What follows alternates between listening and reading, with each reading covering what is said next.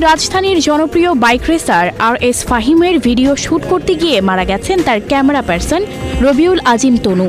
তার বয়স কেবল 21 বছর। জানা যায়, কন্টেন্ট ক্রিয়েটর RS ফাহিম চৌধুরীর ব্লগ ভিডিও ধারণের সময় ব্রিজের প্রবেশ মুখে লোহার পাইপে মাথায় আঘাত লেগে মারা যান তিনি।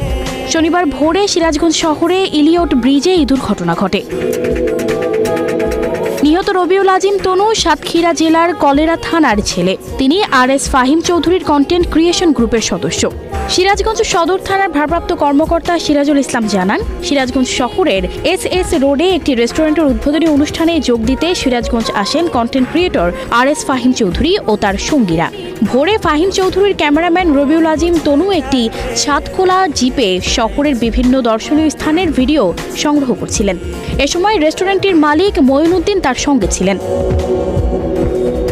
ওসি আরও জানান, SS রোড প্রান্ত দিয়ে ইলিয়ট ব্রিজের ভিডিও নেয়ার জন্য রবিউল আজিম গাড়ির ছাদ খুলে দাঁড়িয়েছিলেন। এ সময় ইলিয়ট ব্রিজের প্রবেশ মুখে থাকা লোহার পাইপের সঙ্গে সজোরে ধাক্কা লেগে গাড়ি থেকে পড়ে যান আজিম। গুরুতর আহত অবস্থায় দ্রুত বন্ধুরা উদ্ধার করে সিরাজগঞ্জ জেনারেল হাসপাতালে নিয়ে গেলে চিকিৎসক তাকে মৃত ঘোষণা করেন। সানজিদা রহমান, প্রবাস খবর।